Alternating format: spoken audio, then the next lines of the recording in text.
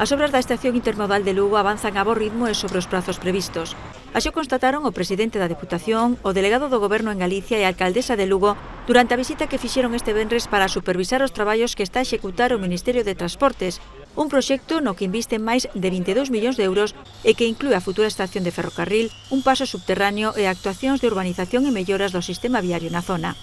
Os traballos van en tempo, polo tanto, confiamos en que a finales deste ano a obra civil este rematada e, polo tanto, nos primeiros meses do ano que ven, dicir unha vez que teñan as autorizacións, porque, como saben, é unha obra nova e necesita tamén, ni máis ni menos que pasar as inspeccións. O presidente da Deputación destacou o avance dos traballos desta infraestructura que articulará a provincia e complementará outras actuacións.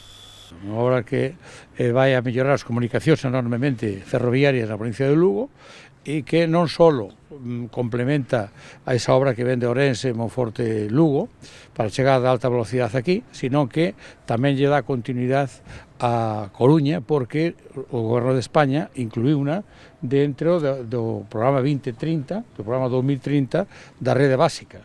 Segundo sinalaron os responsables das obras, neste momento estáse a traballar nunha dobre dirección. Por unha banda, na construción do edificio da futura estación de viaxeiros e, por outra, no empuxe baixo as vías dun caixón de formigón de 6.500 toneladas. Este corredor inferior servirá de acceso á plataforma central para os viaxeiros e de paso peonil entre ambas marxes da cidade. Non só é a obra da intermodal esa tan importante, sino que tamén afecta a todo o urbanismo da cidade. Este paso de cidade que estábamos vendo, que nos estaban explicando, é importantísimo porque conecta a cidade con barrios que estaban tradicionalmente aislados precisamente pola vía férrea. Polo tanto, é un cambio importantísimo para os barrios de Sagrado Corazón, das Gándaras e de Paradai. Aquí sí que vai haber un antes e un despois. Durante a visita tamén se destacaron outras actuacións do Ministerio de Transportes na provincia, como a finalización este ano da autovía Lugo a Santiago ou as obras de acondicionamento da A6.